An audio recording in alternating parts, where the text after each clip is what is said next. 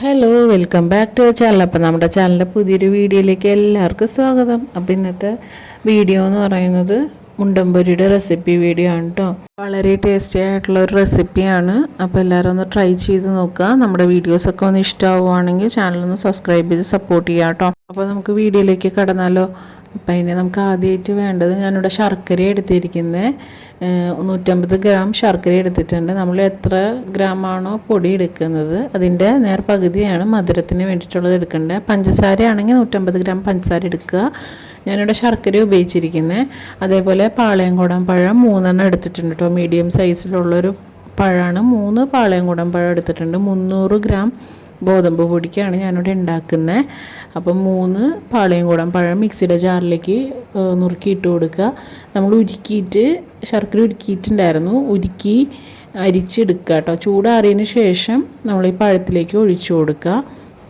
ഇതിലേക്ക് ഞാനൊരു 3 table spoon പഞ്ചസാരയും കൂടി ചേർത്ത് കൊടുക്കുന്നുണ്ട്. 1/4 ടീസ്പൂൺ ചുക്കുപൊടി, 1/4 ടീസ്പൂൺ ഏലക്കപ്പൊടി, 1/4 ടീസ്പൂൺ ജീരകത്തിൻ്റെ പൊടിയും കൂടി ചേർത്ത് കൊടുക്കുക. എന്നിട്ട് നമുക്കിതൊന്ന് അരച്ചെടുക്കണം കേട്ടോ. നമുക്ക് ശർക്കരയ്ക്ക് പകരം പഞ്ചസാര ചേർത്ത് കൊടുക്കാം, അത് ഓപ്ഷനിലാണ്. എങ്ങനെയാണെന്ന് വെച്ചാൽ ചേർത്ത് കൊടുക്കുക. എന്നിട്ട് നല്ലോണം അരച്ചെടുക്കുക കേട്ടോ. എന്നിട്ട് നമുക്ക് ഇനി മാവിലേക്ക് ഇത് മിക്സ് ചെയ്ത് കൊടുക്കണം. ഞാനിവിടെ ഒരു 300 ഗ്രാം ഗോതമ്പ് പൊടി എടുത്തിട്ടുണ്ട്.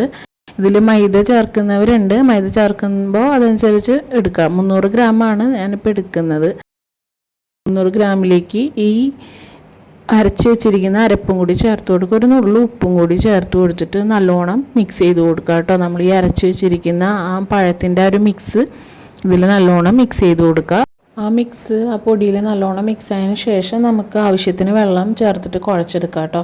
ആദ്യം ഇത് കറക്റ്റായിട്ട് അതിൽ ഫുള്ള് മിക്സ് ചെയ്ത് കൊടുക്കുക. മധുരം എല്ലായിടത്തും എത്തുന്ന രീതിയിൽ മിക്സ് ചെയ്ത് കൊടുക്കുക. ആദ്യം തന്നെ ഒരുപാട് വെള്ളം ഒഴിക്കരുത്. ഇത് ലൂസായി പോകാനും പാടില്ല, എന്നാൽ ഒരുപാട് ടൈറ്റായിട്ട് ഇരിക്കാനും പാടില്ല.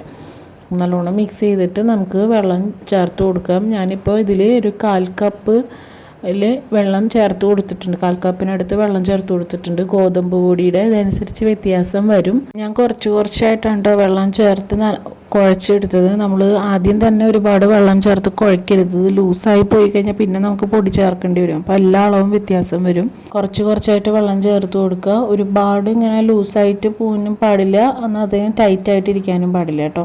ആ ഒരു കൺസിസ്റ്റൻസിയിൽ വേണം നമുക്കിത് കുഴച്ചെടുക്കാൻ. നമുക്കിത് കുഴച്ചൊരു 2 മണിക്കൂർ, ഒരു മിനിമം 1 മണിക്കൂറെങ്കിലും വെച്ച് കഴിഞ്ഞാൽ അത്രയും നല്ല സോഫ്റ്റായിട്ട് കിട്ടും. അപ്പോൾ ഞാൻ ഈ ഒരു പാകത്തിന് കുഴയ്ക്കുന്നുണ്ട്. ഇതിലേക്ക് ഞാനൊരു 1/4 കപ്പ് നാളികേരം കൂടി ചേർക്കുന്നുണ്ട് കേട്ടോ. ഓപ്ഷനിലാണ്, വേണമെങ്കിൽ ചേർക്കാം. ചേർത്താൽ നല്ല ടേസ്റ്റ് ആയിരിക്കും. അപ്പോൾ ഒരു 1/4 കപ്പ് നാളികേരം കൂടി ചേർക്കുന്നുണ്ട്. അത് നാളികേരം ചേർക്കുമ്പോൾ അതിൽ നിന്നൊരു ജലാംശം വരും. അതും കൂടി കുഴച്ച് നോക്കിയിട്ട് പിന്നെ വെള്ളം വേണമെങ്കിൽ കുറച്ചും കൂടി വെള്ളം ചേർത്ത് കൊടുക്കുക. ഈ ഒരു കൺസിസ്റ്റൻസിയിൽ കുഴച്ചിട്ട് നമ്മളൊരു 2 മണിക്കൂർ ഞാൻ വെച്ചിട്ടുണ്ടായിരുന്നു. മിനിമം 1 മണിക്കൂറെങ്കിലും വെക്കണം കേട്ടോ. നമ്മൾ എന്നിട്ട് ഇത് പൊരിക്കാൻ എടുക്കുന്ന ടൈമിൽ ഒരു 1/4 ടീസ്പൂൺ ബേക്കിംഗ് സോഡയോ ബേക്കിംഗ് പൗഡറോ ചേർത്ത് കൊടുക്കുക. ഞാൻ ബേക്കിംഗ് പൗഡർ ചേർത്ത് കൊടുത്തിട്ടുണ്ട്. 1/4 ടീസ്പൂണിന് താഴെ ചേർത്ത് കൊടുത്തേക്ക്. നല്ലോണം മിക്സ് ചെയ്ത് കൊടുത്തിട്ട് നമുക്ക് ഇത് നല്ലോണം ഒന്ന് കുഴച്ച് മിക്സ് ചെയ്തിട്ട് നമുക്ക് വറുത്തെടുക്കാം കേട്ടോ. പാൻ അടുപ്പത്ത് വെച്ച് കൊടുക്കുക. ഓയിൽ ചൂടാക്കുക. ഓയിൽ നല്ലോണം ചൂടായി വന്നതിന് ശേഷം നമുക്കിത് ബോളായിട്ട് ഇട്ട് കൊടുക്കാം കേട്ടോ. ആദ്യം കൈ ഒന്ന് വെള്ളത്തിൽ ഇങ്ങനെ ഒന്ന് നനച്ചെടുത്തിട്ട് എടുക്കുക. അപ്പോൾ കയ്യിൽ മാവ് ഒട്ടില്ല. എന്നിട്ട് ഇതേപോലെ ഒരു മീഡിയം സൈസിലുള്ളൊരു ഉണ്ടയായിട്ടാണ് ഞാൻ എടുക്കുന്നത്. ഒരുപാട് വലുതുമല്ല, എന്നാൽ തീരെ ചെറുതുമല്ല. ഒരു മീഡിയം സൈസിലുള്ള ഉണ്ടയായിട്ട് നമ്മൾ എണ്ണയിലേക്ക് ഇട്ട് കൊടുക്കുക.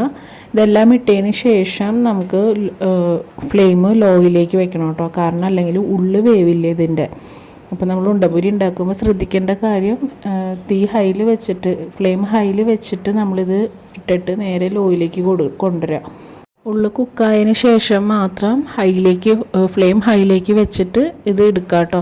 നമ്മൾ ഇടുമ്പോഴും ഫ്ലെയിം ഹൈയിൽ തന്നെ ഇരിക്കണം, അല്ലെങ്കിൽ എണ്ണ കുടിക്കാനുള്ള ചാൻസ് ഉണ്ട്. ഈ ഒരു കാര്യം ശ്രദ്ധിച്ച് നമ്മൾ വറുക്കുന്ന സാധനങ്ങൾക്ക് എണ്ണ കുടിക്കൽ കുറയും. അപ്പോൾ ഇത് ഏകദേശം ആയിട്ടുണ്ട്. ഞാൻ ഫ്ലെയിം ഹൈയിലേക്ക് വെച്ചിട്ട് ഇത് എടുക്കുകയാണ്. അങ്ങനെ എനിക്കൊരു 19-20 ഉണ്ടകൾ കിട്ടിയിട്ടുണ്ട്. നമ്മൾ പിടിക്കുന്ന ഉണ്ടയുടെ വലിപ്പം അനുസരിച്ച് വ്യത്യാസം ഉണ്ടാവും കേട്ടോ. മധുരം കൂടുതൽ വേണ്ടവർക്ക് ഇതിൽ ശർക്കരയുടെ പഞ്ചസാരയുടെ അളവ് കൂട്ടാം കേട്ടോ. ഇതിലിപ്പോൾ ഒരു മീഡിയം മധുരമാണ് ഞാൻ എടുത്തേക്കുന്നത്. ശർക്കര ചേർത്തുകൊണ്ടാണ് ഇത്രയും കറുത്ത കളറിൽ കിട്ടിയേക്കുന്നത്. നമ്മൾ പഞ്ചസാരയാണ് ചേർക്കുന്നതെങ്കിൽ വെളുത്തെന്നല്ല, ഒരു ലൈറ്റ് ബ്രൗൺ കളറിൽ നമുക്ക് ഉണ്ടംപൊരി കിട്ടും. അപ്പോൾ എല്ലാവരും ഇതൊന്ന് ട്രൈ ചെയ്ത് നോക്കുക, അഭിപ്രായം പറയാം കേട്ടോ. അതേപോലെ നമ്മുടെ ചാനൽ ഇഷ്ടമാവുകയാണെങ്കിൽ ഒന്ന് സബ്സ്ക്രൈബ് ചെയ്ത് സപ്പോർട്ട് ചെയ്യുക കേട്ടോ. അതേപോലെ വീഡിയോസൊക്കെ ഒന്ന് ലൈക്ക് ചെയ്യുക, ഷെയർ ചെയ്യുക, നിങ്ങളുടെ കമൻറ്റ്സൊക്കെ ഒന്ന് കമൻറ്റ് ബോക്സിൽ പറയുക കേട്ടോ. Thanks for watching.